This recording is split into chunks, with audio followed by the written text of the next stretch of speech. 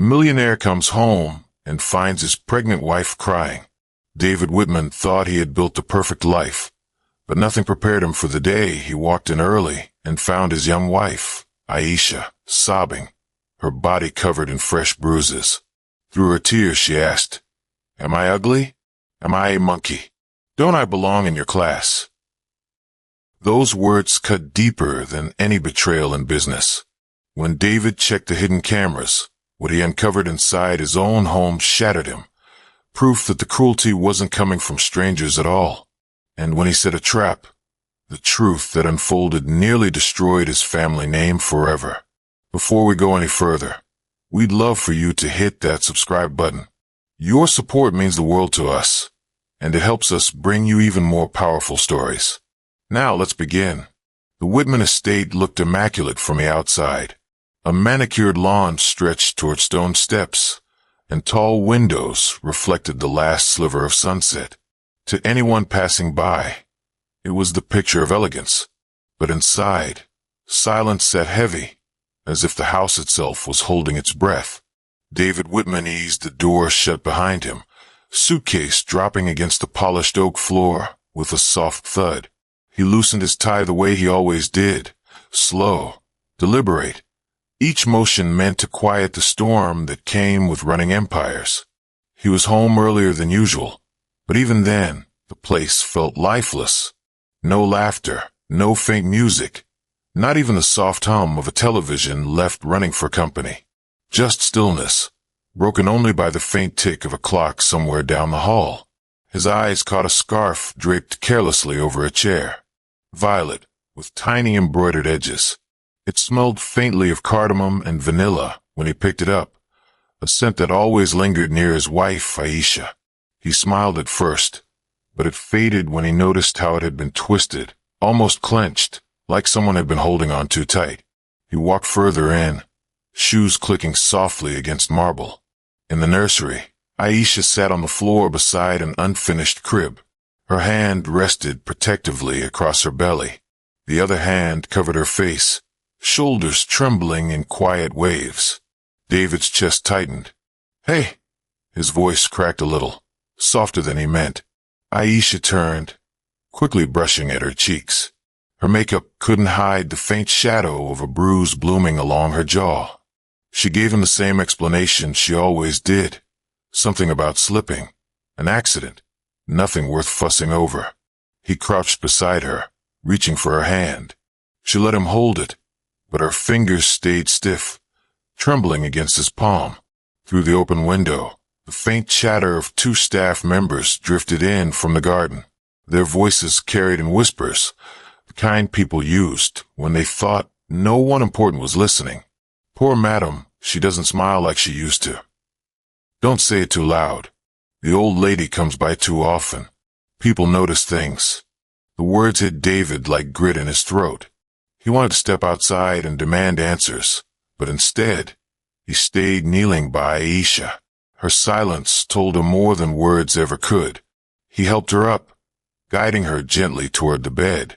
Her steps were small, hesitant. When she finally lay down, she faced the wall instead of him. David sat in the chair beside her, hands gripping the armrests until the leather creaked. His eyes drifted upward to the corner of the ceiling, where a small black dome of a security camera blinked. He had installed them for safety months ago, almost as an afterthought. Now, for the first time, he considered what those cameras might have seen while he was gone. But he didn't move, not yet. Instead, he sat quietly, watching the rise and fall of Aisha's breathing. And deep inside, beneath the stillness, a slow realization began to harden. Something was poisoning the air of his perfect home, and it wasn't going away on its own. Morning arrived pale and thin, the kind of light that makes everything feel colder. The kettle hissed, the toaster clicked, the house went through the motions while the people inside it tried to look normal. Aisha moved carefully, one hand steadying the counter, the other buttering toast that she didn't eat. When the butter knife grazed the tender skin of her wrist, she flinched, a tiny flick, barely there, but David saw it. He slid his laptop shut. The soft snap sounded louder than it should. He asked if she slept. She nodded too quickly. He asked if she'd rest after breakfast. Another nod, eyes down. Her answers came packaged, like lines she had practiced in front of a mirror, voice even, expression smoothed. From the garden, two groundskeepers walked past the open window. Low voices, the kind that pretend to be casual. Madam used to laugh out here. It's been quiet for weeks. A beat, then a hush. Someone should say something. Who would listen? The words drifted in and fell between David's ribs. He rinsed a mug that wasn't dirty, dried it longer than necessary, then left it upright on the rack. Stillness pressed at his temples. He told Aisha he had calls to take. She nodded again. The nods were starting to feel like walls. In the study, he let the door click shut and stood facing the desk, hands braced on the leather blotter. The security monitor waited in the corner, a matte black square, patient and unblinking. He entered the code, paused, exhaled, and pressed play. The day before unfolded in tiled windows, foyer, staircase, kitchen, nursery hall. At first, it was nothing but routine. Housekeeper with a laundry basket, a delivery signed at the gate, sunlight crawling across the floor. He scrubbed forward. Time-lapse shadows crossed the marble like tides. 3:12 p.m. The kitchen feed caught movement at the back door. David leaned closer. His mother stepped in, pearl earrings, posture straight, everything precise. She didn't look toward a camera, because people who believe they own a place forget it can look back. He eased the timeline forward. First minute, cool smiles, a few words he couldn't hear. Second minute, a chill in the body language, Eleanor's chin angling down, Aisha's shoulders inching up. Third minute, the mask slipped. Eleanor closed the space between them, finger pointed like a blade. No audio, but the shape of the mouth was clear enough to sting. You don't belong here. Aisha didn't answer. She pressed a palm to her belly, steadying herself the way someone steadies a glass on a moving train. Eleanor's hand darted out, sharp, practiced, gripping Aisha's upper arm and shoving her back against the counter. Aisha's face twisted. She caught herself on the edge with a wince. David's jaw locked so hard his teeth ached. He rewound, played it slower. His stomach turned even though his feet didn't move. Further in the footage, Eleanor hovering in the nursery doorway, arms folded, gaze fixed on the crib as if it had committed a crime. Another clip, the older woman blocking Aisha's path with a chair, lips shaping a sentence that looked like a verdict. Then a slap, quick, flat, unceremonious. Aisha steadied on the counter, blinked fast, swallowed whatever sound tried to escape. Outside the study, two housekeepers passed in the hall. Their footfalls softened when they reached the door, voices a little ribbon of worry. She's covering her cheek again. I saw the bruise. I wish he'd notice. He's always working. Maybe today. David sat back. The leather groaned under his weight. He stared at the paused frame, his mother's hand midair, Aisha half-braced, and felt heat climb his neck, then cool, then settle into something heavy and precise. No rushing, no yelling. If he confronted Eleanor with anger, she turned the room into a theater. Tears, outrage, denial. If he waited, if he listened, if he prepared, the truth could stand by itself. He scrubbed one day further. Another visit. Another escalation. The pattern crawled from the screen into his chest and took a seat there. He pressed his thumb and forefinger to the bridge of his nose, eyes closed, breathing slow, like a pilot holding a glide path in rough wind. When he opened them, the decision was already a structure. He would make space for the truth to reveal itself without him there to distort it. He would create a frame no one could wriggle out of, clean angles, steady light, audio on, every camera rolling. He would not let this be rumor, or family drama, or misunderstanding. He muted the monitor and listened to the house. The clock ticked. Footsteps faded. Somewhere, a cabinet closed with a careful click, as if the person touching it didn't want to be heard. He rose, adjusted a slightly crooked photo on the credenza. His parents at a ribbon cutting, all polish, and caught his reflection overlapping theirs in the glass. His throat tightened. He straightened the frame, then set his palm flat against the wood, grounding himself. The plan formed not with adrenaline, but with patience.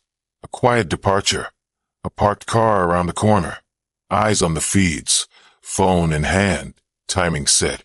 Not a trap out of spite, proof out of necessity. For Aisha, for their child, for the air inside this house to be safe again. He powered down the screen, the image shrinking to a pinprick of light before going black. The room felt colder. He stood there a moment longer, hands at his sides, knuckles softening.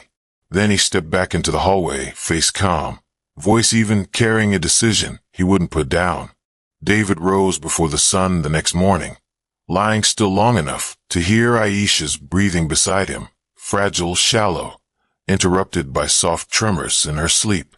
He slipped out of bed quietly, pulling his shirt cuffs straight as if preparing for war rather than breakfast. By 8, he kissed her forehead, told her he had meetings in the city, and left through the front doors with deliberate noise. Staff noted the departure. Tires rolled down the driveway. The estate felt quiet again, but he didn't drive far. Just to turn around the block, a stop beneath a broad oak where branches draped the roof of his car. From there, his tablet glowed, live camera feeds lining up in sharp rectangles. He leaned forward, jaw tight, waiting. Time slowed. Gardeners clipped hedges. A maid carried fresh linens. Normal. Too normal. Until the silver sedan turned into the driveway, smooth and slow. His mother's car. She stepped out polished as ever, pearls at her throat, hair coiled into precision. She didn't ring. She used her key.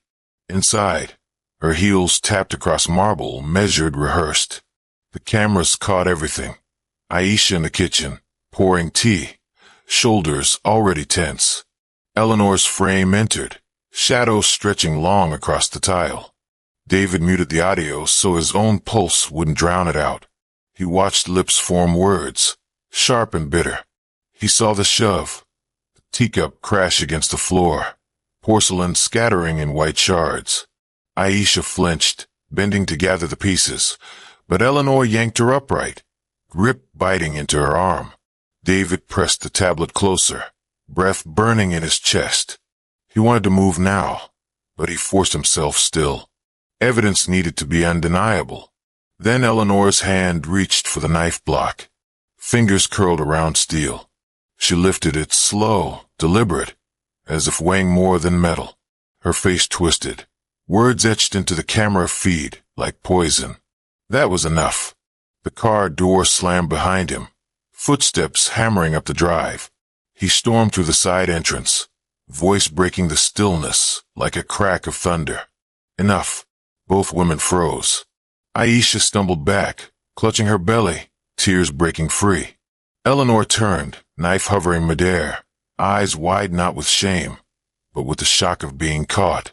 David advanced one step at a time. His voice no longer roared. It cut, steady and low. Every bruise, every threat, every moment recorded. He pointed toward the ceiling, where the tiny red light blinked, capturing everything. Eleanor's hand shook. The knife clattered to the counter, ringing sharp against marble before rolling to stillness. Her mask cracked, rage slipping into fear. David reached Aisha, wrapped his arm around her trembling frame, pressed her to his chest. He glared at the woman who had raised him, the woman he thought he knew. For a moment, the silence was louder than any shout, and then distant, growing. The sound of sirens rolling closer, cutting through the air outside. The sirens grew until blue and red lights painted the windows. Tires scraped the gravel drive. Doors slammed, and the polished calm of the estate fractured under the weight of authority. Two officers stepped into the foyer, voices low but clipped with purpose. Their presence filled the house like a tide. David kept his arm around Aisha, guiding her to the chair near the wall. She clung to him, breath sharp, her face buried against his chest. He smoothed her hair with slow, steady strokes, whispering promises he hadn't spoken aloud until now. Eleanor stood at the counter, pearls crooked, face pale but still trying to hold the posture of a matriarch. She opened her mouth, but nothing came. The knife glinted inside a plastic evidence bag now, already sealed. David handed the officers his tablet. They watched in silence, the footage playing out with brutal clarity. Every shove, every slap, every word that carved into Aisha's soul. When the clip ended, the officers turned, not questioning, not hesitant. They cuffed Eleanor with calm hands, but the sound of metal snapping shut ricocheted through the marble halls. Neighbors had gathered outside the gate, whispers curling like smoke. "So it's true," one woman murmured. "All those bruises weren't accidents." Another shook her head slowly. "Money doesn't clean everything. Not this." David didn't look at them. His focus was only on Aisha, her trembling hand clutching his sleeve. He knelt in front of her, locking his eyes with hers. "You're safe now. I swear it." His voice cracked, not from weakness, but from the weight of meaning. Eleanor was led out past the cameras she'd ignored, her empire shrinking with every step. Her face flashed pale under the lights, a portrait of a legacy undone. Weeks later, the headlines faded. Eleanor's name fell into court schedules and medical reports. David never visited. Some ties weren't meant to mend. Inside the estate, the air felt different, no longer heavy. The nursery walls gleamed with new paint, soft and warm. A crib stood ready, sunlight spilling across polished wood. And in that quiet, David and Aisha breathed together, steady, unbroken. For David, wealth wasn't numbers on screens anymore. It lived in moments, the curve of Aisha's smile slowly returning, the faint kicks of life stirring under her hand. Love, stronger than legacy. Love, chosen every day. Because sometimes the bravest thing a man can do is stand against his own blood, so the family he builds can finally live in peace. And that's the powerful reminder the story leaves us with. Sometimes the greatest battles aren't fought in boardrooms or on the streets, but right inside our own homes. If you were moved by David's choice to stand by love over legacy, make sure to hit subscribe and turn on notifications so you never miss more stories like this. And if this touched you, drop a comment below. I'd love to hear your thoughts. "Mom, why are you crying?" Tyler froze in the doorway. His 40-year-old mother, 6 months pregnant, was trying to hide her pain.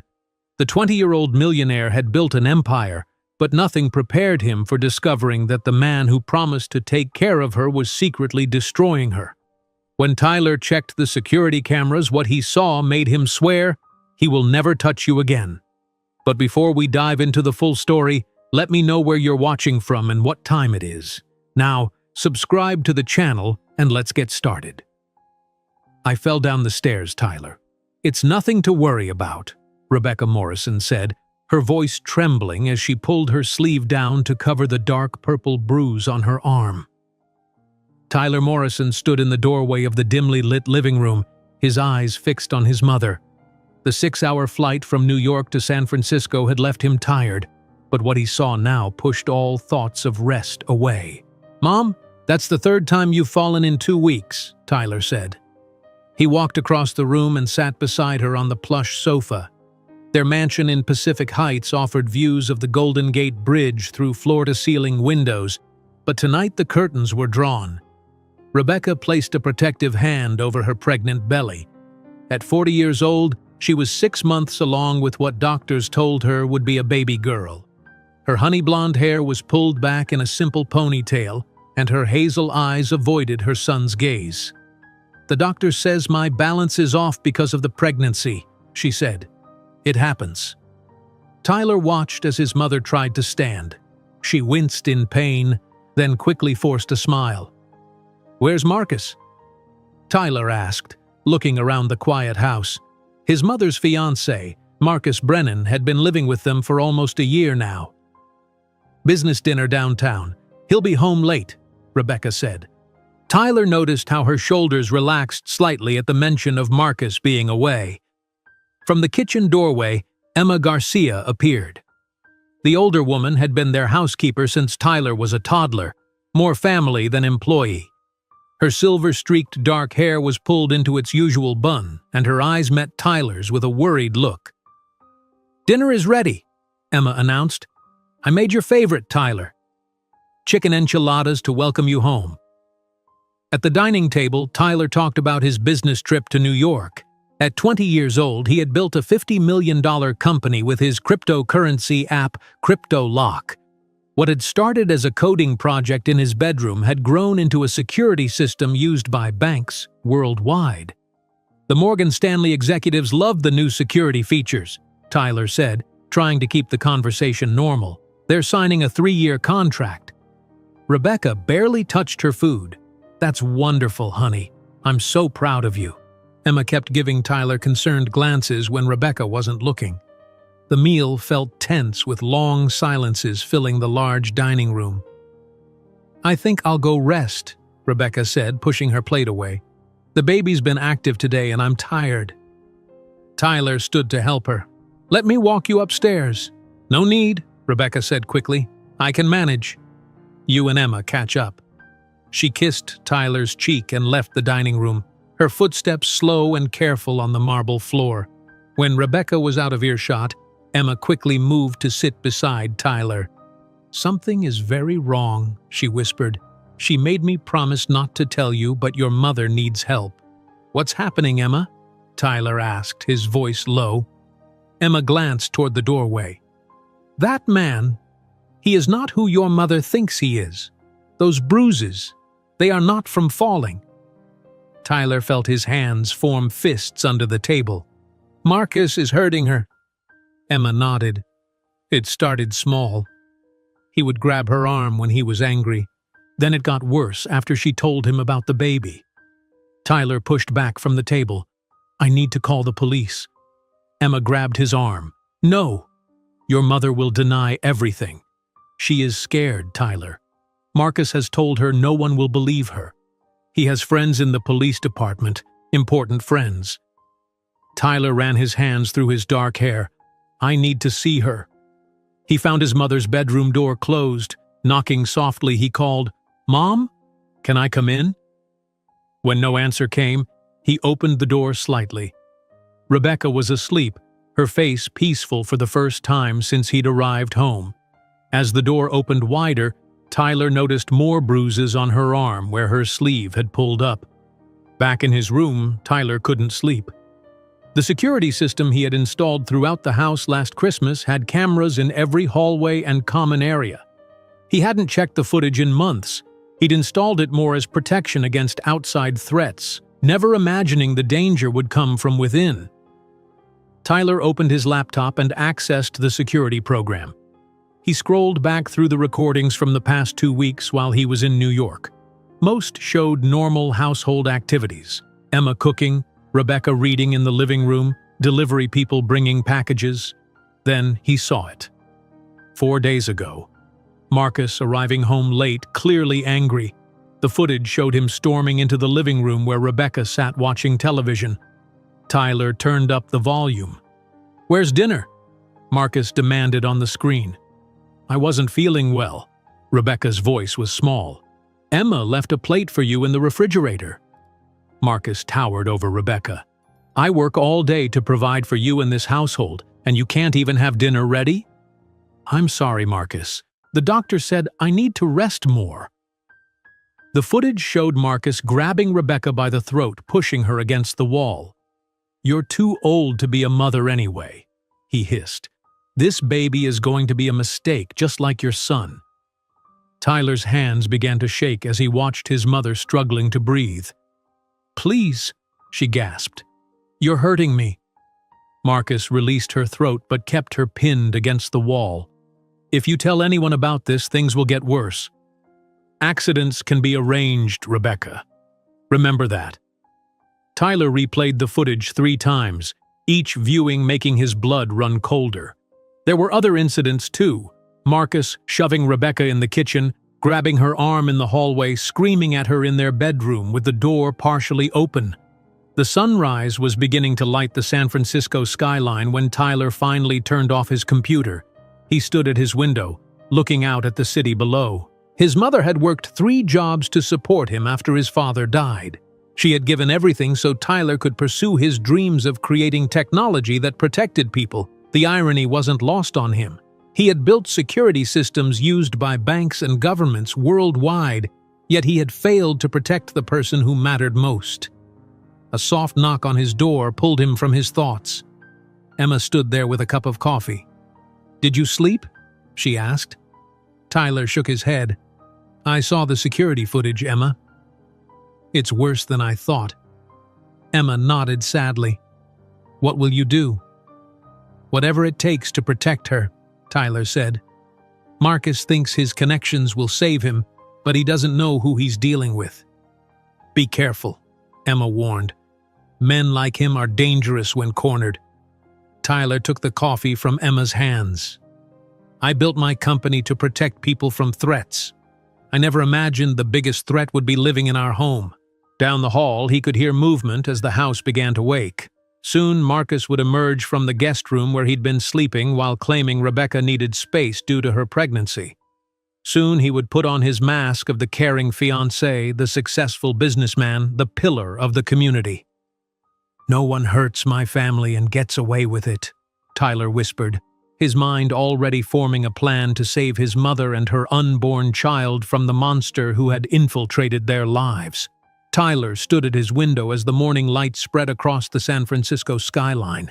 He hadn't slept at all. The security footage showing Marcus threatening his mother played over and over in his mind. The smell of coffee and bacon drifted up from the kitchen. Tyler splashed cold water on his face and headed downstairs, determined to hide his anger and act normal. He found Rebecca at the kitchen table, wincing as she reached for the coffee pot. "Let me get that for you, Mom," Tyler said, hurrying to help her. Rebecca smiled weakly. "Thank you, honey." "Did you sleep well?" "Great," Tyler lied, pouring coffee for both of them. He noticed how Rebecca's hand trembled slightly as she held her cup. Emma was busy at the stove, flipping pancakes. She gave Tyler a meaningful look when Rebecca wasn't watching. "I made your favorite breakfast," Emma said.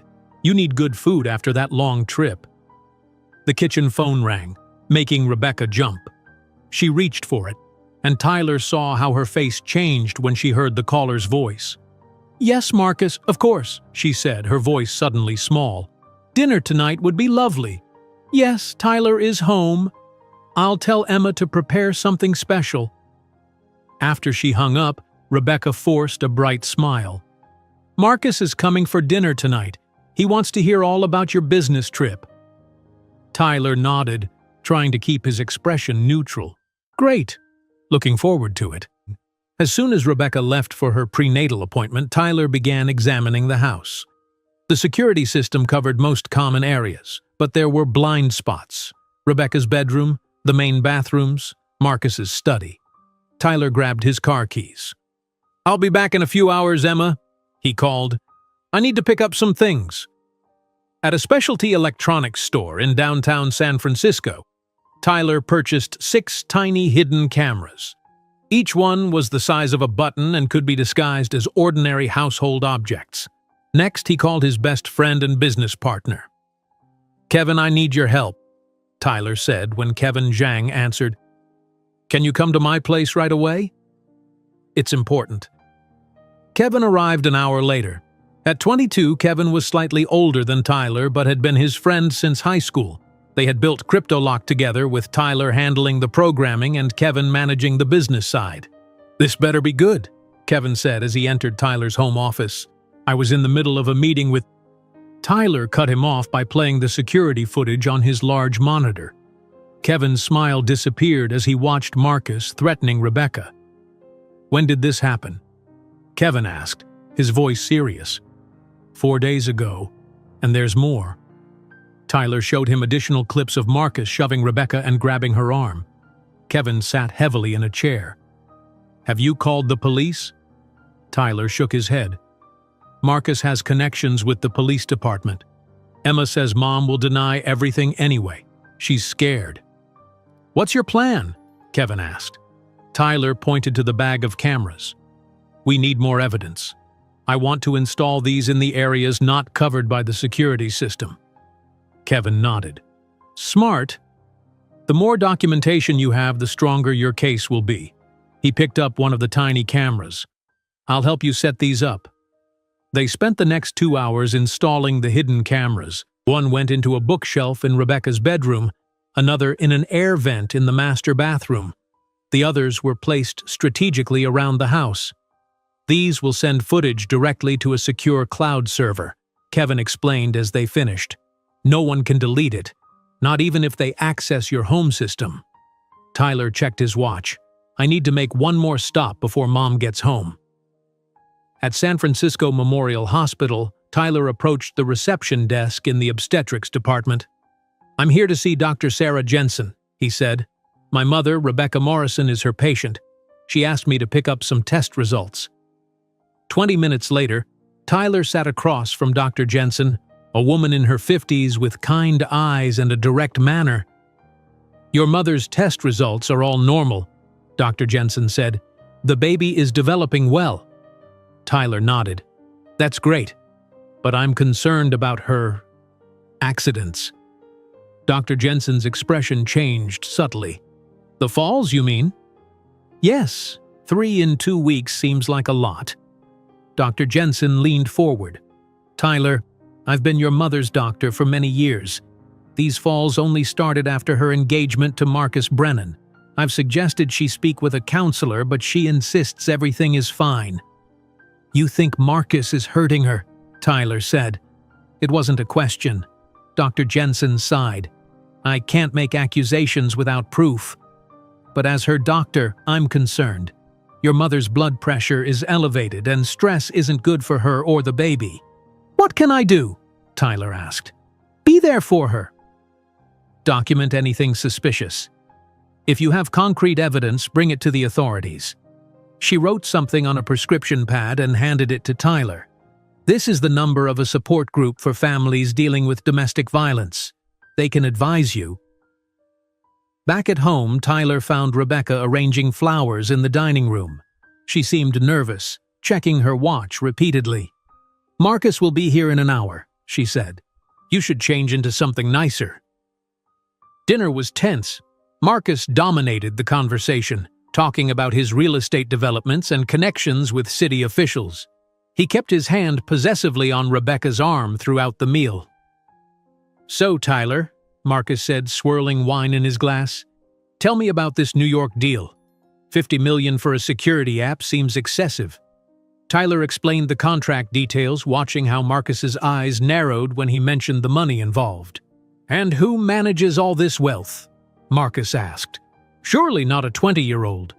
"I have financial advisors," Tyler said, "but I make the final decisions." Marcus laughed. "Youth and inexperience, a dangerous combination." After dinner, Marcus asked to speak with Tyler privately. In the study, he closed the door and turned to face Tyler. "Listen carefully," Marcus said, his friendly manner gone. "Your mother and I are building a life together. She's having my child. Your role here is diminishing." Tyler felt his hands form fists but kept his voice calm. "Mom and the baby are my family." Marcus stepped closer. "Focus on your computer toys and leave adult matters to adults. Rebecca doesn't need you interfering in our relationship, understand?" After Marcus left, Tyler found his mother in the upstairs bathroom. She was sitting on the edge of the bathtub, crying quietly. "Mom?" Tyler knocked gently on the open door. "Are you okay?" Rebecca quickly wiped her tears. "I'm fine. Just pregnancy hormones."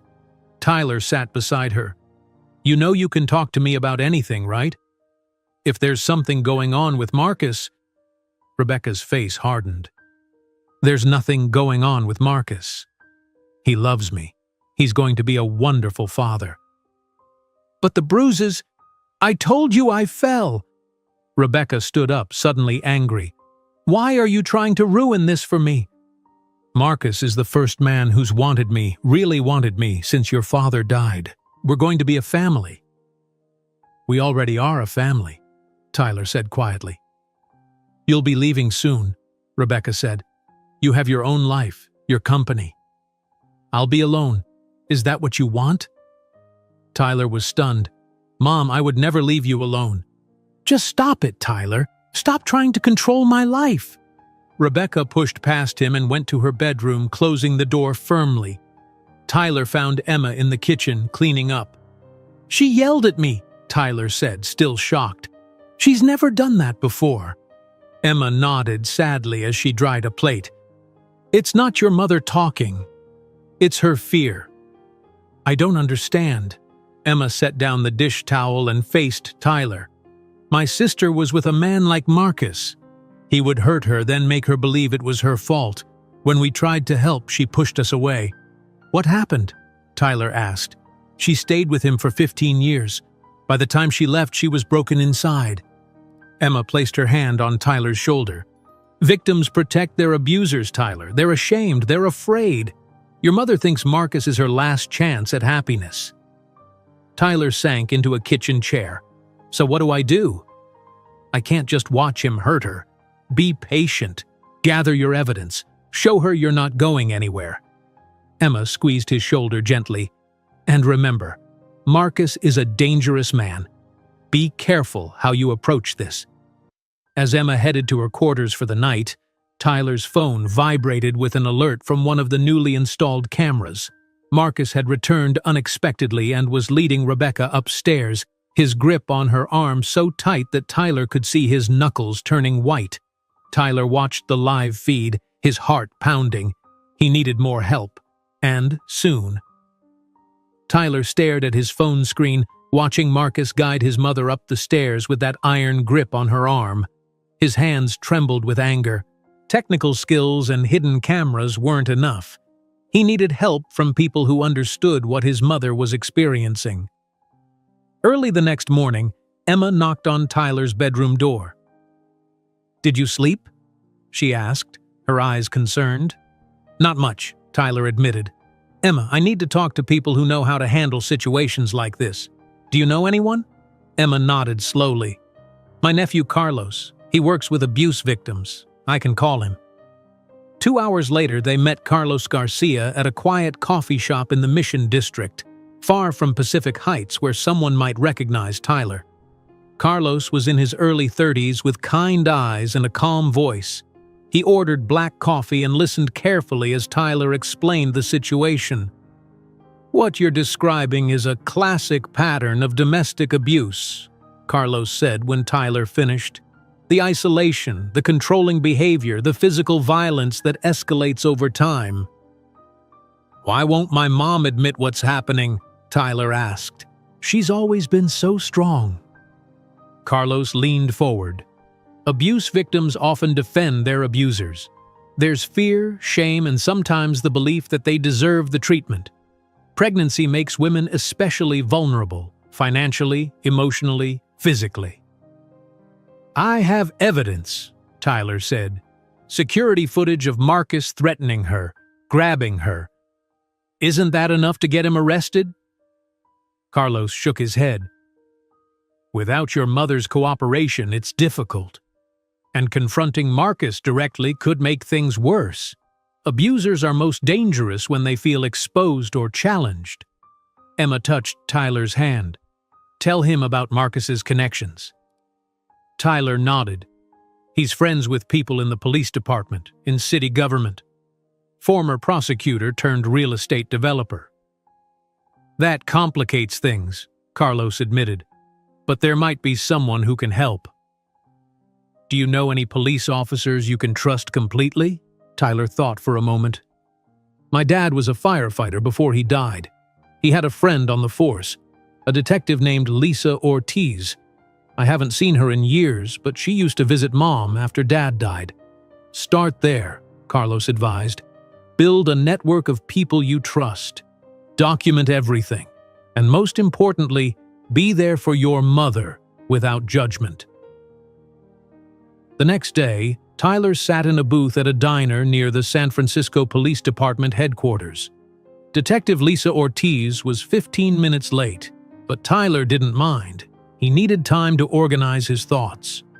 The bell above the door jingled, and a woman in her late 40s with dark hair pulled into a practical ponytail walked in. She spotted Tyler immediately. "Tyler Morrison," she said, sliding into the booth across from him. "You look just like your father." "Thanks for meeting me, Detective Ortiz." She ordered coffee from the waitress. "Call me Lisa." "It's been what?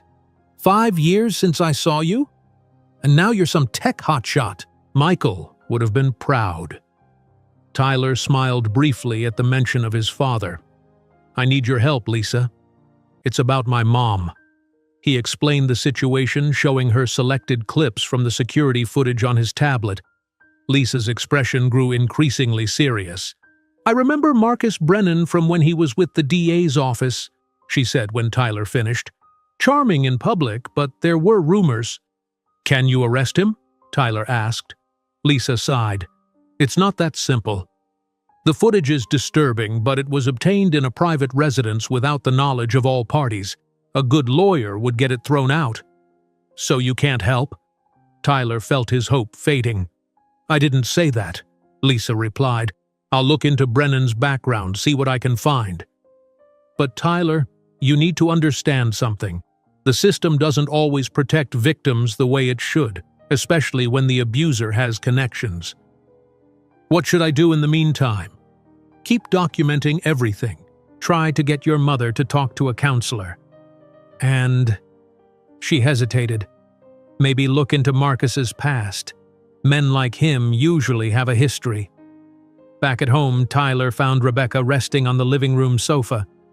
She looked pale, and her hand was protectively cradled over her belly. "Mom? Are you okay?" Tyler asked, sitting beside her. "Just tired," Rebecca said. "Dr. Jensen says my blood pressure is a little high. Nothing to worry about." Tyler noticed a new bruise on her wrist, partially hidden by her sleeve. "Has Marcus been home today?" Rebecca's eyes darted away. "Briefly, this morning. He's very busy with a new development project." "Mom, Tyler began, but the doorbell interrupted him. Emma answered it, returning with Dr. Jensen.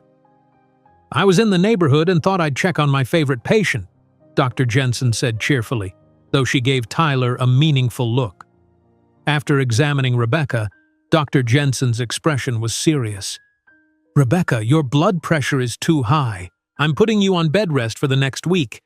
"But I have so much to do," Rebecca protested. "The baby shower planning, and Marcus wanted me to attend a dinner with his business partners." "The baby's health comes first," Dr. Jensen said firmly. "Bed rest, limited stress. I'll check on you again next week." After Dr. Jensen left, Rebecca looked defeated. "Can you call Marcus and tell him?" "He won't be happy." Tyler helped his mother upstairs to her bedroom, then called Marcus. "Bed rest?" "For a week?" Marcus sounded irritated. "Fine, I'll stop by tonight. And Tyler, make sure she actually rests. No filling her head with your concerns about our relationship." The accusation made Tyler's blood boil, but he kept his voice neutral. "Dr. Jensen says limited stress is important." That evening, Tyler used his programming skills to begin researching Marcus's background. Kevin had set up a secure system that wouldn't leave digital traces, so Marcus wouldn't know he was being investigated. Kevin called around 9 o'clock. "I found something interesting," he said. "Marcus has been married twice before." "My mom mentioned he was divorced," Tyler said. "What about it?" "Both marriages ended within 3 years. Both settlements are sealed with non-disclosure agreements. And get this, his second wife, Marie Brennan, supposedly moved to Europe after their divorce. But her passport hasn't been used in 3 years, and her social media accounts went dead right after the divorce." Tyler felt a chill. "You think something happened to her?" "I don't know, but it's worth looking into." "Oh, and one more thing. Marcus has been meeting with some shady characters at a waterfront bar called the Blue Harbor. I've got photos." "Send them to Lisa Ortiz," Tyler instructed. "She's helping us." The next morning, Emma woke Tyler early. "Marcus spent the night," she whispered. He set up an office in the guest room. Says he's going to work from here to take care of Rebecca during her bed rest. Tyler realized what this meant. Marcus would be in the house constantly, watching every move. This complicates things. There's more, Emma said. He's hired a nurse to start tomorrow, a woman named Heather who will report directly to him about Rebecca's condition. He's isolating her even more, Tyler said. Emma nodded. I overheard him on the phone last night. He was talking about moving up the wedding date, wants to be married before the baby comes. Tyler's phone buzzed with a text from Lisa Ortiz. Need to meet. Info on Brennan. Important. I have to go out, Tyler told Emma. Keep your phone with you. Text me if anything happens. At a marina overlooking the bay, Lisa was waiting on a bench. Marcus Brennan has connections to organized crime, she said without preamble. He's laundered money through his real estate developments for years. Can you arrest him for that? Tyler asked. We're building a case, but these things take time. Lisa handed Tyler a file. His ex-wives both reported domestic violence, then suddenly changed their stories and accepted settlements. And the second wife, Marie? Lisa's expression was grim. We can't locate her. Her family reported her missing, but the case went cold when a postcard arrived from Paris. Handwriting experts were never able to verify if she actually wrote it. Tyler felt sick. You think he hurt her? I think Marcus Brennan is more dangerous than we initially thought, Lisa said. And with your mother pregnant and vulnerable? I need to get her away from him, Tyler said urgently. Carefully, Lisa warned. Men like Brennan don't let go easily, and now that he's moved into your house, he'll be watching you closely. Tyler's phone buzzed with a text from Kevin. Seattle investors need meeting ASAP, can't reschedule. I have to go to Seattle tomorrow, Tyler told Lisa. I can't leave my mom alone with him. You have cameras in the house, Lisa reminded him. And Emma. You going to Seattle might actually be good. Make Brennan think you're not a threat. As Tyler drove home, his mind raced with all he'd learned. Marcus wasn't just an abuser, he was potentially a criminal with ties to organized crime, and his second wife's disappearance suggested he might be capable of much worse than the abuse Tyler had witnessed. Back at the mansion, Tyler found new security guards at the gate, men he didn't recognize. Mr. Brennan's orders, one explained gruffly, new security protocols. Inside, the house felt different, tense, as if the walls themselves were holding their breath. Tyler found Marcus in the living room, typing on his laptop. Ah, Tyler, Marcus said with a cold smile. Rebecca's resting. The doctor came by again. Seems her condition is more serious than we thought. Good thing I'm here to take care of everything. Tyler forced himself to sound casual. I have to fly to Seattle tomorrow. Investors meeting. How long will you be gone? Marcus asked, his eyes calculating. Just 2 days. Marcus nodded, looking pleased. Don't worry about your mother. She'll be in good hands. Later, as Tyler packed for his trip, Emma slipped into his room and pressed a small notebook into his hand. I've been writing down everything, she whispered.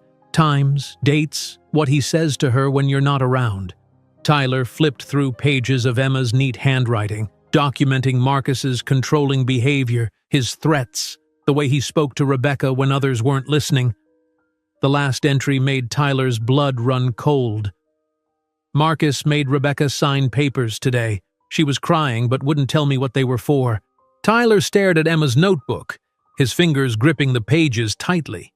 What kind of papers did she sign? He asked, his voice barely above a whisper. Emma shook her head. I don't know. He took them away as soon as she signed, but she was in tears, Tyler. The next morning, Tyler reluctantly left for Seattle. As his private jet took off, he watched San Francisco shrink beneath him, his stomach tight with worry. During the 2-hour flight, he checked the security camera feeds on his tablet constantly. In Seattle, Tyler sat through meetings with investors, nodding and smiling while his mind remained in San Francisco. Between meetings, Emma sent text updates. Marcus brought in a nurse named Heather. She follows your mother everywhere. Dr. Jensen came. Marcus stayed in the room during examination. Rebecca asked to call her friend Susan. Marcus said she needs to rest instead. On the second day, Kevin called with news. "I've secured our evidence on a cloud server that only you and I can access," Kevin said. "Even if Marcus finds the cameras, he can't delete what we already have." "Good," Tyler said. "What about those papers my mom signed?" "I'm working on it." "But Tyler, I found something else. Marcus has been spreading rumors about you." "What kind of rumors?" "He's telling people you're upset about the baby, that you're worried about losing your inheritance and trying to come between him and your mom." Tyler felt sick. Who's he telling this to? "Your mother's friends, business associates, even some of your investors. He's painting you as a jealous son who can't handle his mother starting a new life." After cutting his trip short, Tyler arrived home to find new security personnel at the gates. Inside, the house felt cold and unwelcoming. Marcus had rearranged furniture and hung dark new paintings on the walls. Tyler found his mother in her bedroom, propped up on pillows. She looked pale, and the nurse Marcus had hired sat nearby, watching. "Mom," Tyler said, sitting on the edge of the bed. "How are you feeling?" "Better," Rebecca said, though her smile was forced. "The doctor says my blood pressure is still high, but the baby is doing well." Tyler noticed how Rebecca's eyes kept darting to the nurse. "Could we have a moment alone?" he asked the woman. "Mr. Brennan said Mrs. Morrison needs constant monitoring," the nurse replied stiffly. "It's okay, Heather," Rebecca said. "Just a few minutes." After the nurse left, Tyler took his mother's hand. "Mom, Emma said you signed some papers. What were they?" Rebecca looked away. "Just some financial arrangements. Marcus says we need to protect the baby's future." "What kind of arrangements?" "I added him to my accounts," Rebecca admitted quietly, "and revised my will. It makes sense, Tyler. He'll be my husband, the baby's father." Tyler tried to keep his voice calm. "Did you talk to your lawyer about this?" "Marcus handled everything." Rebecca's voice trembled. "He says it's for the best." "Mom, has Marcus ever hurt you? Physically?" Rebecca's eyes filled with tears. "He loves me, Tyler. He gets frustrated sometimes. It's my fault for not understanding what he needs." "No," Tyler said firmly. "It's never your fault if someone hurts you." Rebecca suddenly looked afraid. "You need to go. If Marcus finds you questioning me like this, he'll be upset." That evening, Tyler met his lawyer friend Jackson Davis at Pacific Heights Park. They sat on a bench, pretending to watch a baseball game on Tyler's tablet while actually discussing the legal documents. "If she signed under duress, we can challenge it," Jackson said. "But we need proof she was coerced." "The security cameras show her crying while signing," Tyler said. "That helps, but it's not enough. We need more." When Tyler returned home, he found Marcus hosting a dinner with Dr. Jensen and several business associates. "Tyler, join us," Marcus called with false warmth. "We were just discussing Rebecca's condition." Tyler sat at the table, noticing how everyone seemed uncomfortable. "As I was saying," Marcus continued, "pregnancy hormones can cause significant mental instability in women. Isn't that right, Dr. Jensen?" Dr. Jensen looked uncomfortable. "Pregnancy can cause emotional changes, but mental instability is not a term I would use." "Rebecca has been so emotional lately," Marcus insisted, "crying for no reason, forgetting things. I'm concerned about her decision-making abilities right now."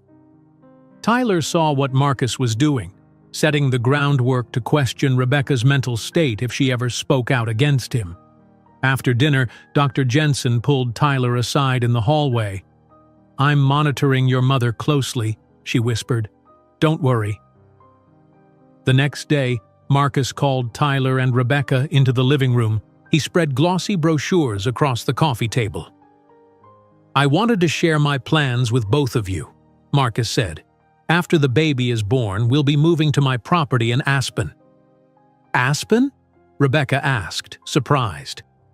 "But my doctors are here, and Tyler—" "Colorado has excellent medical care," Marcus interrupted, "and Tyler is busy with his company.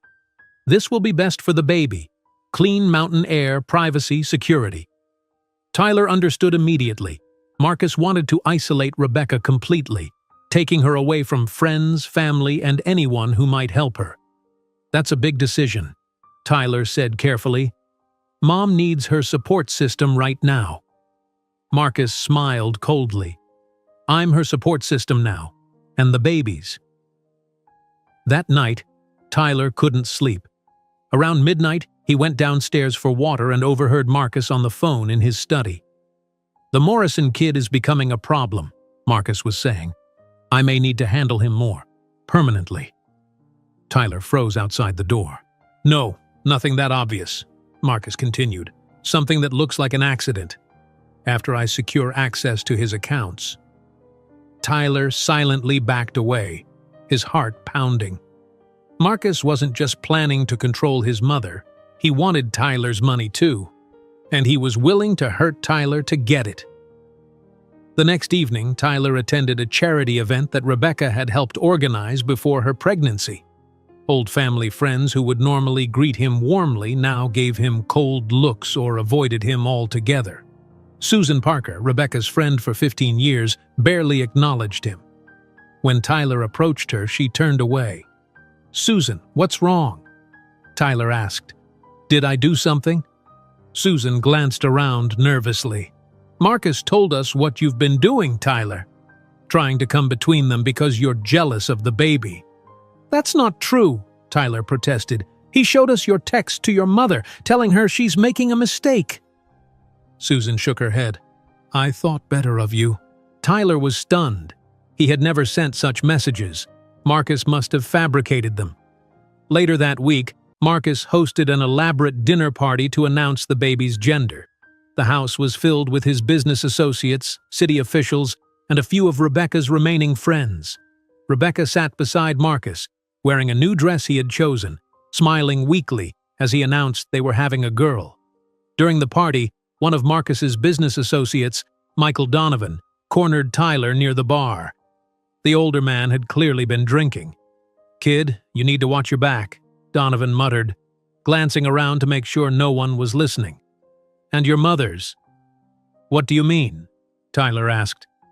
"Brennan is not who he appears to be. I've seen what happens to people who get in his way." Donovan finished his drink. "That's all I can say." Before Tyler could ask more questions, Donovan walked away. Tyler followed him to the parking area, but the man sped off in his car. When the guests left, Tyler found Emma in her quarters, crying as she packed her belongings into suitcases.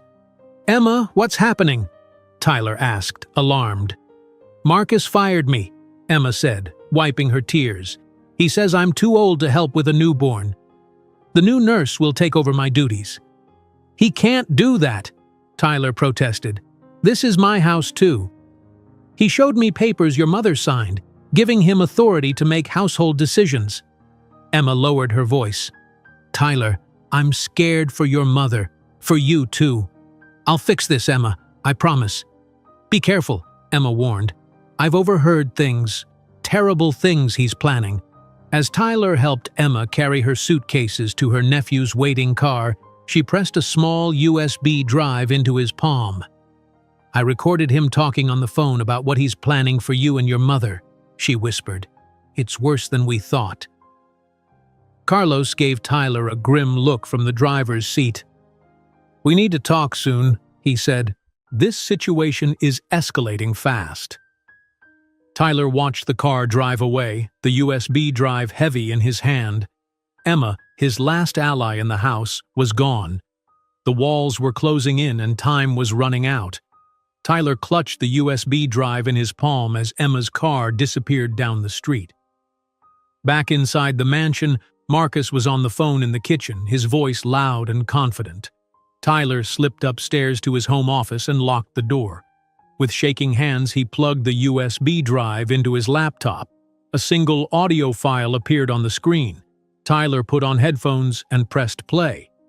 "The paperwork is almost complete," Marcus's voice said. "Once we're married, I'll have access to her accounts." "The son is the real problem," another voice responded, too muffled to identify. "When do you need it handled?" "After I secure the accounts. I want the Morrison kid taken care of, but it has to look like an accident. As for Rebecca, we wait until after the baby is born, a tragic accident for a new mother. People will just feel sorry for me, left to raise her child alone." Tyler's stomach turned. He paused the recording, then forced himself to listen to the rest. Marcus discussed specific details: how to make Rebecca's accident look like she fell down the stairs, how to deal with Tyler in a way that wouldn't raise suspicion. Tyler called Kevin immediately.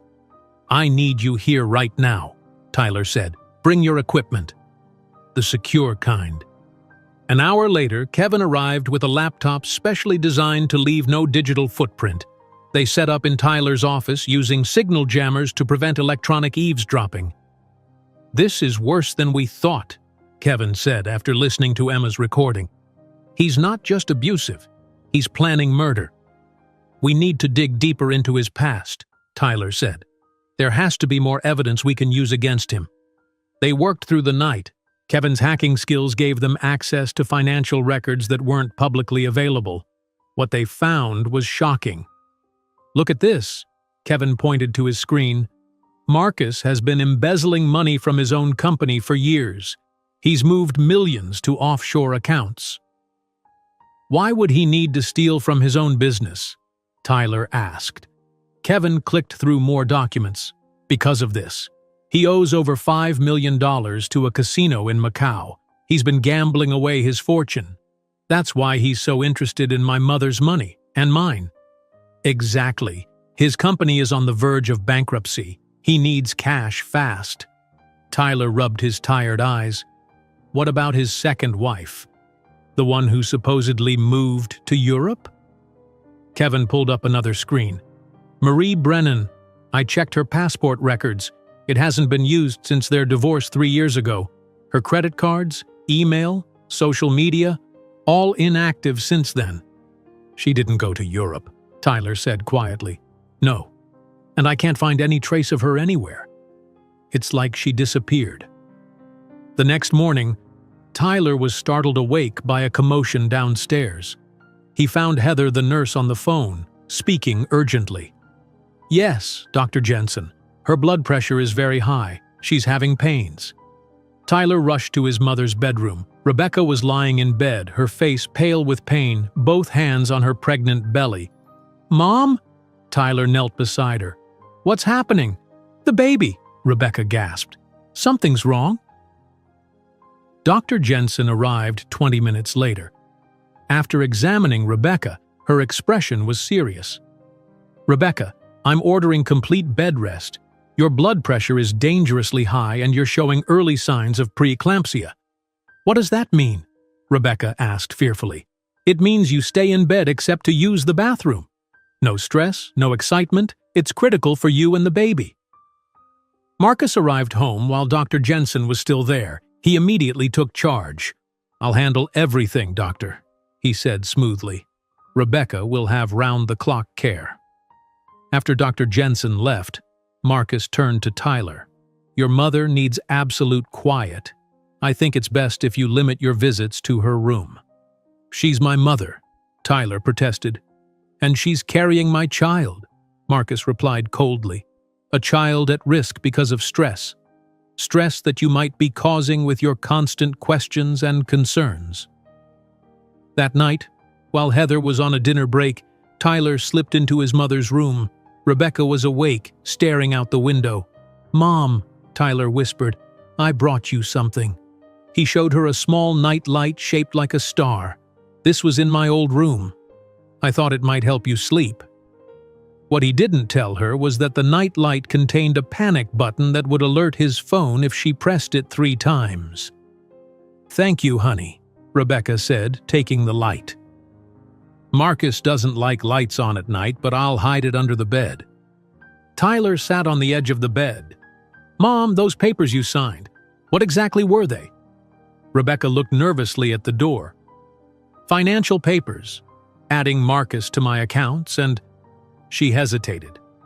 "A new will that makes him guardian of the baby if anything happens to me." "Did you want to sign those papers?" Tears filled Rebecca's eyes. "He said if I didn't, he would make sure I never saw you again. That he had evidence you were mentally unstable and dangerous." Tyler took his mother's hand. "Mom, that's not true. He's lying to you." "I know," Rebecca whispered, "but I was scared." "I still am, Tyler.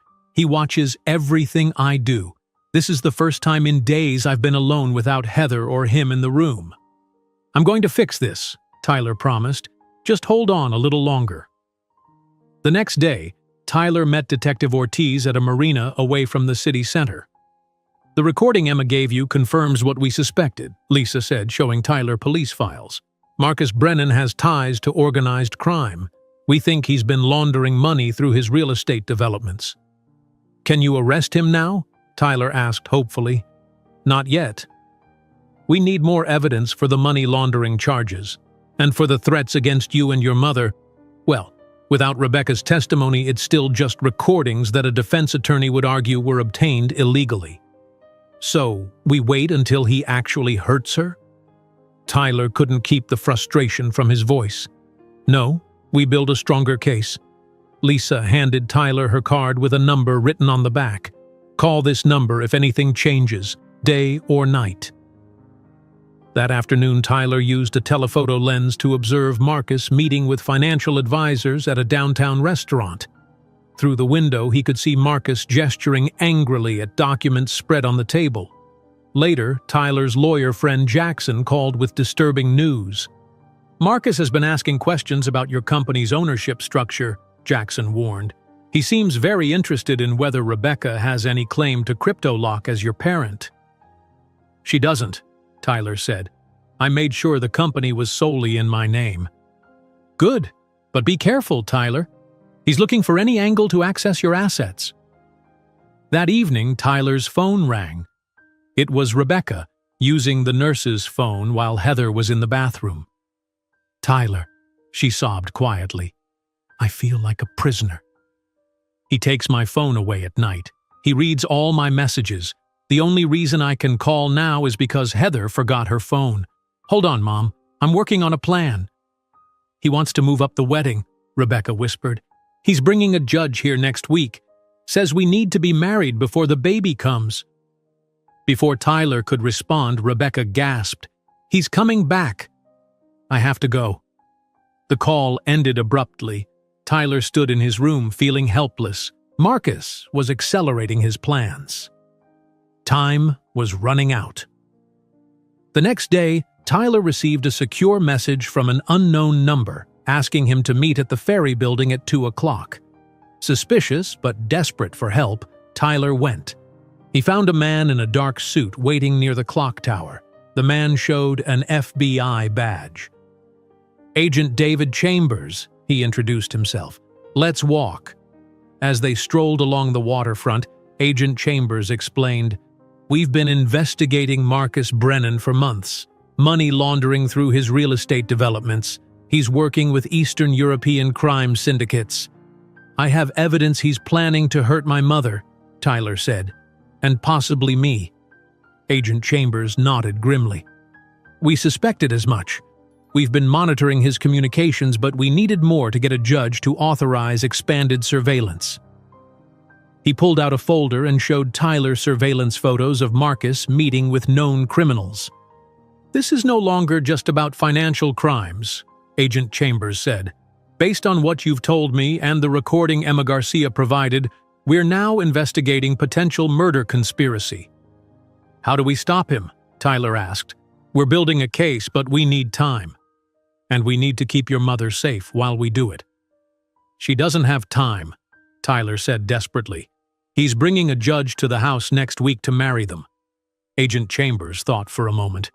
"We need a way to delay the wedding without making him suspicious. Something that gives us time to set up our operation." "What kind of operation?" The kind that catches him in the act, with witnesses who can't be bought or intimidated. Agent Chambers handed Tyler a secure phone. "Use this to contact me. Our team will be watching your house around the clock." As Tyler walked back to his car, a plan began forming in his mind. A way to stall Marcus while setting the stage for his downfall. It would be risky, but with the FBI's help, it might work. Back at the mansion, Tyler found Marcus reviewing wedding plans with a harried-looking event planner. "Small ceremony here at the house," Marcus was saying. "Just a few key people." "Next Wednesday." "Actually," Tyler interrupted, "I had a different idea." Marcus looked up from the wedding plans, irritation flashing across his face. "What idea?" "Before you get married, you should have an engagement party," Tyler said, forcing enthusiasm into his voice. "A big celebration at the Grand Plaza Hotel, with all your important business contacts and friends, even local media." Marcus paused, considering. "Why would you suggest that?" "Mom has been so sick, she deserves something special," Tyler said. "And it would be good press for your business, the successful developer and his beautiful bride-to-be." Tyler could see Marcus's ego responding to the suggestion. Marcus smiled slowly. "The Grand Plaza? That could work. Their ballroom can hold 200 people." "Exactly," Tyler said. "Much better than a small ceremony that no one sees." The event planner looked between them nervously. "I like it," Marcus finally declared. "Set it up for 2 weeks from Saturday. We'll have the wedding the following week." After Marcus and the planner left to call the hotel, Tyler stepped onto the back patio and used his secure phone to call Agent Chambers. "He took the bait," Tyler said quietly. "Engagement party at the Grand Plaza in 2 weeks." "Good work," Agent Chambers replied. "This gives us time to prepare. Come to the Oakland field office tomorrow. We'll start planning the operation." The next morning, Tyler told Marcus he had a business meeting and drove to the FBI field office in Oakland. In a windowless conference room, he met with Agent Chambers, Detective Ortiz, and 2 other FBI agents. "The engagement party gives us the perfect opportunity," Agent Chambers explained, spreading a floor plan of the Grand Plaza Hotel across the table. "Marcus will be surrounded by witnesses he can't intimidate or control." "How will it work?" Tyler asked. "We'll have agents positioned throughout the ballroom, disguised as waitstaff and guests," Detective Ortiz explained. "When we give the signal, we move in." "But we need concrete evidence to make the charges stick," Agent Chambers added. "That's where you and your friend Kevin come in." The next day, Tyler and Kevin visited the Grand Plaza Hotel, posing as party planners. "The ballroom has a state-of-the-art audio-visual system," the hotel manager explained, showing them the control booth. "Perfect for slideshows, videos, speeches." "Perfect," Kevin said, examining the equipment. "We'll need access the day before to set up our custom presentation." Back in Tyler's car, Kevin explained his plan. "I can create software that will override their system on command. When you give the signal, we can display all the evidence we've gathered. The security footage, the financial records, everything." "Will it work?" Tyler asked. "Absolutely. But we'll need to install it without being detected." That evening, Agent Chambers introduced Tyler to the small team of trusted agents who would help with the operation. "These are the only people who know the full plan," Chambers explained. "We have concerns about leaks in the department, given Marcus's connections." "Speaking of connections," Tyler said, "what about Police Commissioner Wilson? Marcus thinks he's an ally." "We haven't approached him yet," Chambers replied. "We're not sure where his loyalties lie." "Let me talk to him," Tyler suggested. "I can feel him out without revealing our plan." 2 days later, Tyler accidentally ran into Commissioner Wilson at the Pacific Heights Country Club. Wilson was a tall man in his 60s with silver hair and a commanding presence. "Tyler Morrison," the commissioner said, shaking his hand. "I heard you're quite the tech genius." "Just lucky, sir," Tyler replied modestly. "Would you like to join me for a round of golf?" On the fourth hole, far from other players, Tyler carefully approached the subject. "Commissioner, how well do you know Marcus Brennan?" Wilson studied Tyler before answering. "I've known Marcus for years. Why do you ask?" "I'm concerned about his relationship with my mother." "Ah," Wilson nodded. "I've heard rumors." Tyler took a risk. "Would you be willing to look at something in confidence?" When Wilson agreed, Tyler showed him selected clips from the security footage on a secure tablet. The commissioner's face darkened as he watched. "I had suspicions about Marcus," Wilson finally said. "There have been complaints over the years, but they always disappeared." "He paid them off? Or worse?" Wilson handed the tablet back. "What do you need from me?" Tyler explained the engagement party plan, carefully watching the commissioner's reaction. "Count me in," Wilson said firmly. "Men who hurt women don't deserve protection, no matter who their friends are." Meanwhile, Rebecca's health continued to deteriorate. Dr. Jensen visited the house and looked deeply concerned after examining her. "Her blood pressure is dangerously high," she told Tyler privately. "The stress is affecting both her and the baby." "Can't we move her to the hospital?" Tyler asked desperately. "Marcus is refusing, saying he can provide better care at home." Dr. Jensen looked frustrated. "Legally, I can't force her to go unless there's an immediate emergency." The deterioration in Rebecca's health created a natural reason to delay the actual wedding while keeping the engagement party as planned. Marcus reluctantly agreed when Dr. Jensen insisted Rebecca needed more time to recover before the stress of a wedding. With Emma gone, Tyler reached out to Carlos for help in approaching Rebecca without triggering her protective instincts toward Marcus. "Victims often defend their abusers," Carlos explained during a quiet meeting at his office. "It's part of the trauma bond. Don't attack Marcus directly when you talk to her." "Then what do I say?" Tyler asked, frustrated. "Focus on her feelings, not his actions," Carlos advised. "Ask, how do you feel when that happens? Instead of, why does he do that to you? Will she ever see him for what he is? Yes, but it has to come from within her," Carlos said. "Your job is to keep her safe until she's ready to leave." As the day of the engagement party grew closer, Marcus became increasingly volatile. Tyler noticed him lashing out at household staff and making mistakes in business calls. The pressure was getting to him. One afternoon, Tyler noticed a black sedan following him from the mansion. He employed evasive driving techniques that Agent Chambers had taught him, turning suddenly down side streets until he lost the tail. That night, his phone buzzed with a text from an unknown number. "Stop digging or accidents happen." Tyler forwarded the message to Agent Chambers, who replied immediately, "Security detail on your house increased. Do not go anywhere alone." 3 days before the engagement party, Kevin installed the special software on the Grand Plaza's systems during what appeared to be a routine technical consultation. "It's ready," Kevin confirmed later. "I created a remote trigger that only you can activate from your phone. One text from you and all the evidence appears on every screen in the ballroom." The team conducted a final planning meeting in a secure hotel room near the FBI office.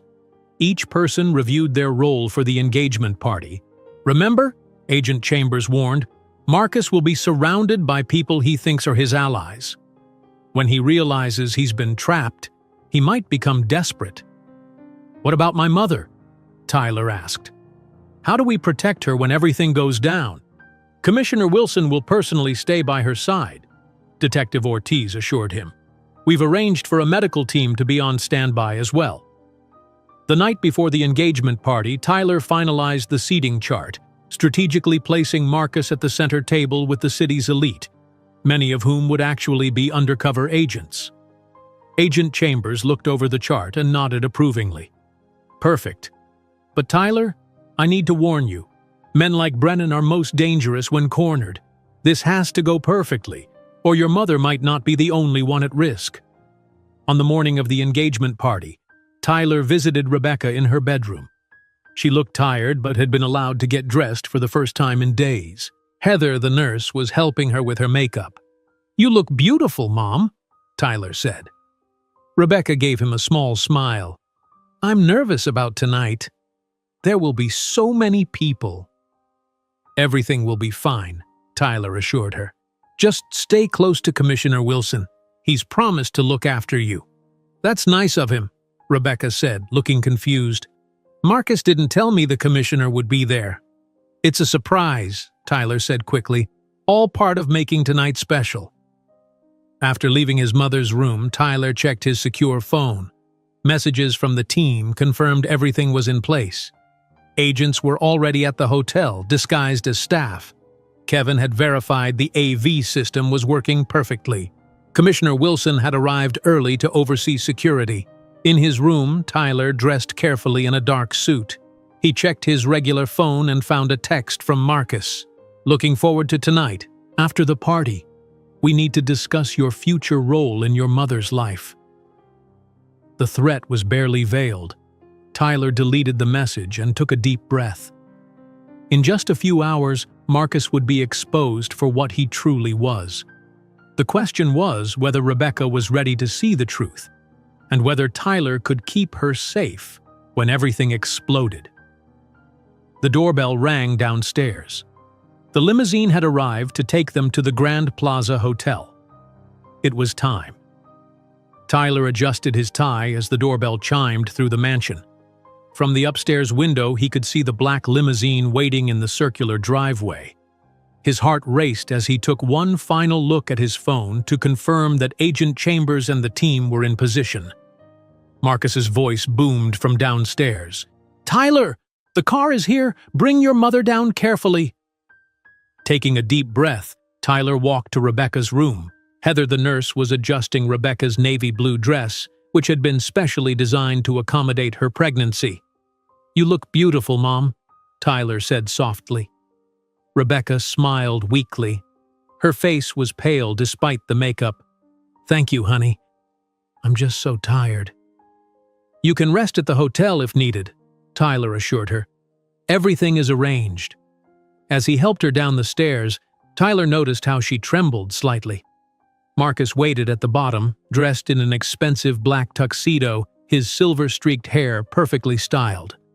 "There's my gorgeous fiancé," Marcus said, taking Rebecca's arm possessively.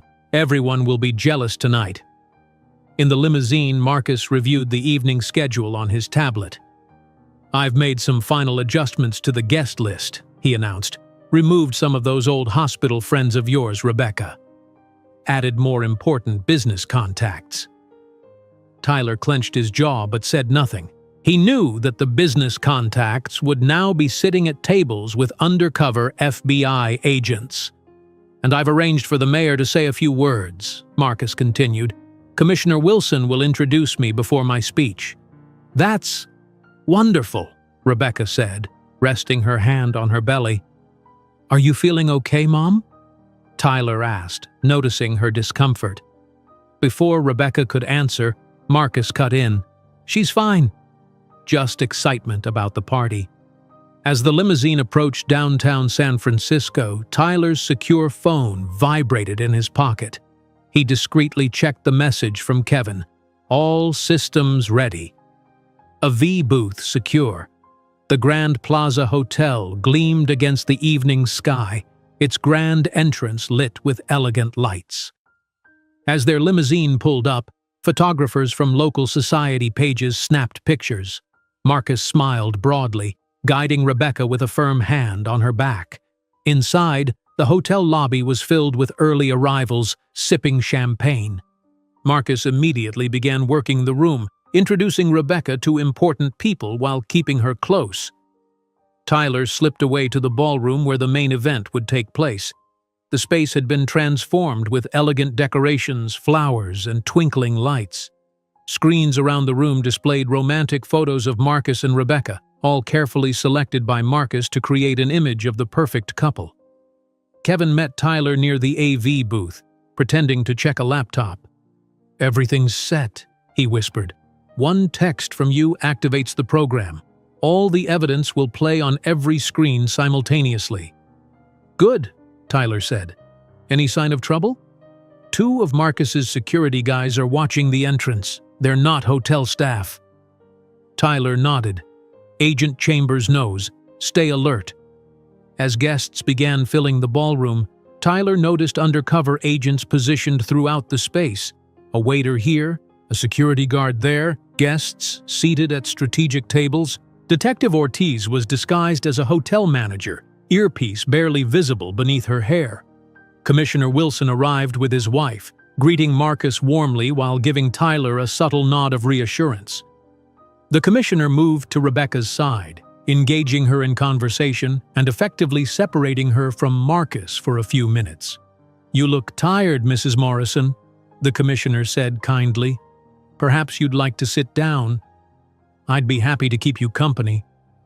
Rebecca seemed relieved. "That would be nice. Marcus has been introducing me to so many people." As the commissioner escorted Rebecca to her seat, Marcus was momentarily distracted by the arrival of the mayor. Tyler used this opportunity to check on his mother. "How are you holding up?" he asked quietly. "I feel dizzy," Rebecca admitted, "and the baby keeps kicking so hard." Commissioner Wilson leaned in. "Mrs. Morrison, we have medical staff on standby if needed. Your health is the priority tonight." Rebecca looked confused. "Medical staff? Why would—" Marcus suddenly appeared beside them. "What's going on here?" "Rebecca needs to greet our guests, not sit in the corner." "She needs rest, Marcus," Tyler said firmly. The doctor was clear about limiting her stress. Marcus's face tightened, but with the commissioner watching, he forced a smile. "Of course. Just a few more important introductions. Then you can rest, darling." As dinner was served, Tyler watched Marcus carefully. He seemed increasingly tense, checking his phone frequently and whispering instructions to the waitstaff about serving the right wine to the right people. His need for control was showing through his polished exterior. "Everything must be perfect tonight," Marcus hissed at a waiter who placed a water glass incorrectly. "Do you understand how important these people are?" The waiter, actually an FBI agent, apologized smoothly and fixed the placement. Midway through dinner, Rebecca whispered something to Marcus. His face darkened momentarily before he nodded and helped her stand. They walked toward the exit, Marcus's hand gripping Rebecca's arm tightly. Tyler immediately texted Agent Chambers. "They're leaving the ballroom." Within seconds, Detective Ortiz appeared in Tyler's path. "We've got eyes on them. She's just going to the restroom. Female agent inside. Don't worry." When Rebecca returned, she looked even paler. She sipped water while Marcus chatted with the mayor beside her, not noticing her discomfort. As dessert was being served, the hotel manager approached the main table. "Mr. Brennan, we're ready for your speech whenever you'd like." Marcus stood buttoning his jacket. Perfect timing. He walked confidently to the podium set up at the front of the ballroom. The room quieted as he tapped the microphone. Behind him, screens displayed a professional photo of him with his arm around Rebecca. "Distinguished guests, friends, colleagues," Marcus began smoothly. "Tonight we celebrate not just an engagement, but the beginning of a perfect family." Tyler watched his mother's face as Marcus spoke about family values and his excitement about becoming a father. Rebecca's expression was unreadable, her hands folded protectively over her belly. "Rebecca has brought joy into my life," Marcus continued, "and soon we'll welcome our daughter. I'm also grateful for the opportunity to guide her son in financial responsibility." At this thinly veiled insult, Tyler felt his anger rising. He looked at Kevin across the room, who gave him a subtle nod. It was time. "Rebecca and I will be married next month," Marcus announced, "and begin our new life together, managing the fortune her son has built and raising our daughter with proper values." Tyler pulled out his phone and sent a single word to Kevin. "Now." For a moment, nothing happened. Marcus continued speaking, outlining his plans for their future together. Then suddenly the lights in the ballroom dimmed. "What's happening?" Marcus demanded, looking toward the AV booth. The screens around the ballroom flickered. The romantic photo of Marcus and Rebecca disappeared, replaced by security footage from their home. The video showed Marcus grabbing Rebecca by the throat, shoving her against the wall. Gasps echoed through the ballroom. The footage continued, showing multiple incidents of abuse. Then came the audio recordings of Marcus threatening to arrange accidents for Rebecca after the baby was born. "Turn that off!" Marcus shouted, lunging toward the nearest screen. Two undercover agents blocked his path, subtly revealing their badges. The screens changed again, now showing financial documents highlighting Marcus's embezzlement from his own company and his connections to known criminals. Marcus turned toward Tyler, his face contorted with rage. "You little—" Rebecca stood up shakily, stepping between them. Despite her weakness, her voice was clear. "You will never hurt my children again." The room had fallen completely silent. Everyone was watching as Commissioner Wilson stood and signaled to officers stationed around the ballroom. Uniformed police emerged from service doors around the perimeter. Agent Chambers approached with handcuffs. "Marcus Brennan, you're under arrest for domestic abuse, financial fraud, and conspiracy to commit murder." As officers secured Marcus, he began shouting threats. "This is a setup. I have friends who will destroy all of you. This evidence was obtained illegally." "Actually," Commissioner Wilson said calmly, "everything was obtained with proper warrants once we had reason to suspect you were planning to harm Rebecca and Tyler." While Marcus continued to protest, medical staff rushed to Rebecca, who had collapsed into her chair, clutching her belly. "Mom!" Tyler knelt beside her. "What's wrong?"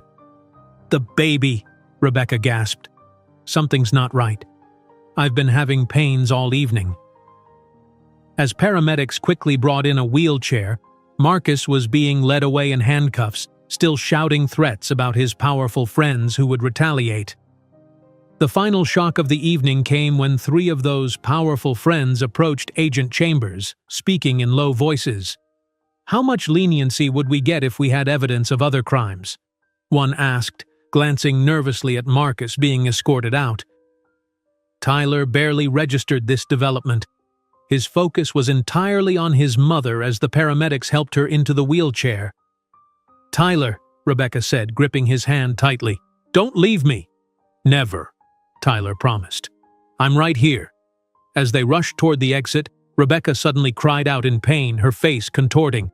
"The baby's coming," she gasped. "It's too early." "We need an ambulance now," Tyler shouted as Rebecca doubled over in pain. The elegant engagement party dissolved into chaos. Paramedics rushed forward with a stretcher while guests looked on in shock. Detective Ortiz cleared a path through the crowd. "San Francisco Memorial Hospital is closest," one paramedic said. "We'll take her straight to the maternity emergency unit." Tyler climbed into the ambulance beside his mother, holding her hand as she breathed through another contraction.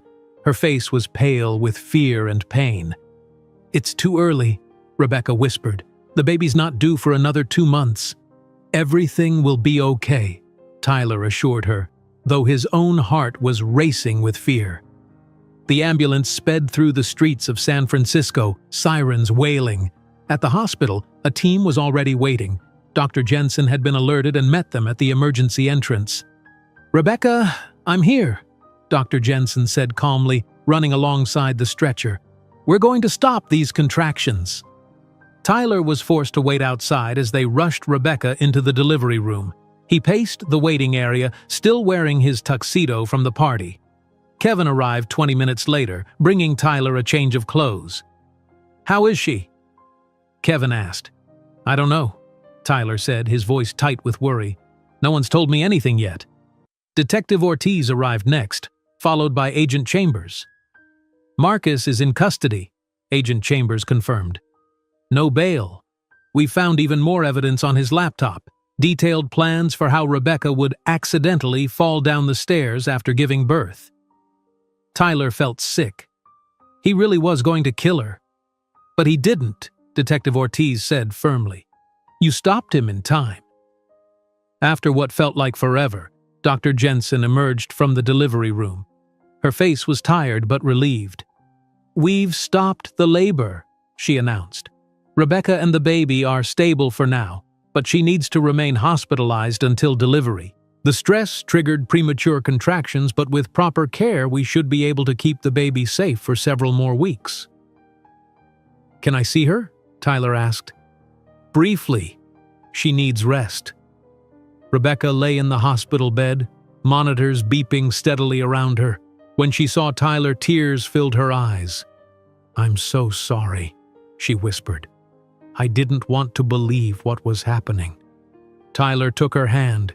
"You have nothing to apologize for. You're safe now. That's all that matters." "The baby is fine," Tyler assured her. "Dr. Jensen says you both just need rest." The next morning, Tyler arranged for an entire wing of the hospital to be secured. He hired trusted security guards to keep reporters and curious onlookers away. The story had broken overnight, with headlines across the country. Tyler watched the morning news in the hospital waiting room. The volume turned low. In a shocking turn of events, the reporter said, prominent real estate developer Marcus Brennan was arrested last night for domestic abuse and conspiracy to commit murder. 20-year-old tech entrepreneur Tyler Morrison exposed Brennan's abuse of his mother during what was supposed to be an engagement party. Sources are calling Morrison the son who saved his mother. The story cut to footage of Marcus being led out of the Grand Plaza Hotel in handcuffs, then to old photos of Tyler and his cryptocurrency app, CryptoLock. Agent Chambers arrived with 2 FBI agents, asking to take Rebecca's official statement when she felt strong enough. "We've found more evidence," Agent Chambers told Tyler privately. "Financial records showing massive embezzlement. And there's something else. We've reopened the investigation into his second wife's disappearance." "You think he hurt her?" Tyler asked. "We found photographs in a hidden safe at his office. Marie Brennan with similar bruises to your mother's. We're searching a property he owns in Nevada." Later that day, Emma arrived at the hospital, her eyes red from crying. "Carlos told me what happened," she said, embracing Tyler. "How is she?" "Resting. The doctors say she'll need to stay here until the baby is born." "I'm staying too," Emma declared, setting down her suitcase. "She needs me." Tyler had a small cot brought into Rebecca's hospital suite for Emma. The older woman set up a small altar with candles in the corner of the room, praying quietly for Rebecca and the baby. The next day, newspapers across the country carried the story on their front pages. Rebecca cried when she saw the headlines. "Everyone knows," she whispered, shame in her voice. "Everyone knows what happened to me." "You survived," Emma told her firmly. "There is no shame in surviving." Dr. Jensen arranged for a trauma counselor to meet with Rebecca daily. Slowly, Rebecca began to talk about her experiences with Marcus, how he isolated her from friends, made her doubt herself, and eventually began physically hurting her. "I was so afraid," she admitted to the counselor, "not just for myself, but for my baby. And for Tyler."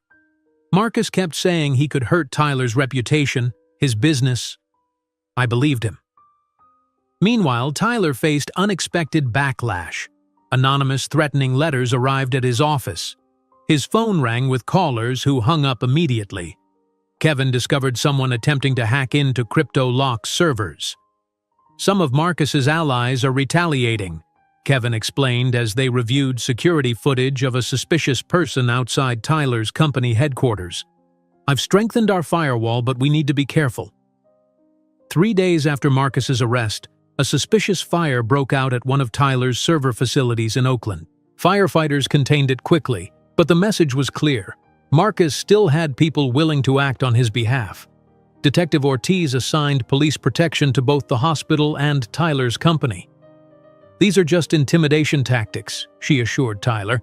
"They'll stop once the initial anger passes."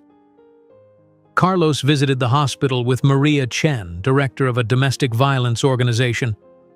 "Your mother's story has brought attention to an issue that's often hidden," Maria told Tyler. "We'd like to partner with you. Use this attention to help other victims." "I want to help," Tyler said, "but right now my priority is keeping my mother safe." "Of course."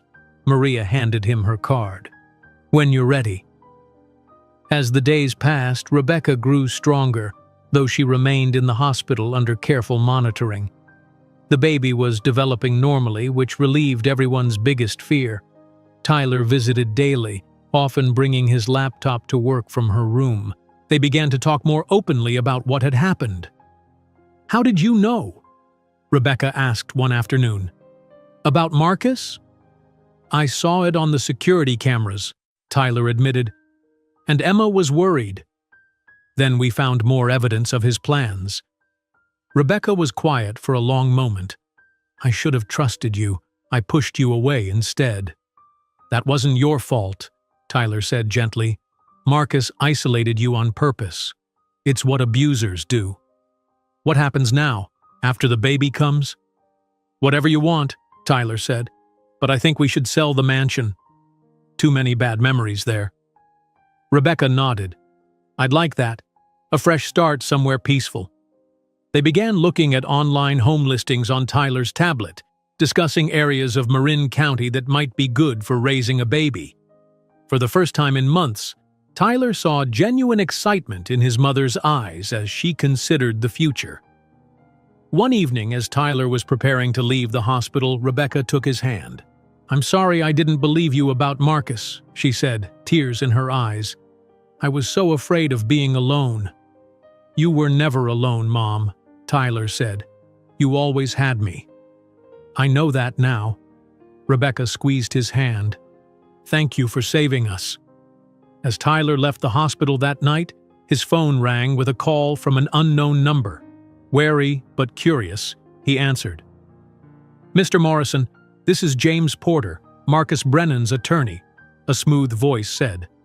"My client would like to make a deal, and it involves information about people still planning to harm you and your mother." "What kind of deal?" Tyler asked, instantly suspicious. "Reduced charges in exchange for names. Very important names of people who might cause problems for you both. Marcus knows things that could be valuable to you." Tyler hesitated. "I'll need to discuss this with the FBI and our lawyers." "Of course," Porter replied, "but don't wait too long." Some of these individuals are becoming impatient. After hanging up, Tyler immediately called Agent Chambers to report the conversation. As he drove home, he couldn't shake the feeling that despite Marcus being behind bars, the danger wasn't over. There were still people out there loyal to Marcus, people who might want to silence Rebecca before she could testify. The question now was whether Marcus was offering real information to protect himself or setting another trap for the family he had failed to destroy. Tyler met with Agent Chambers in a small conference room at the FBI field office early the next morning. Detective Ortiz and a federal prosecutor were also present. "Marcus is desperate," Agent Chambers explained. "He knows the evidence against him is overwhelming." "Do you think his information is real?" Tyler asked. The prosecutor, a woman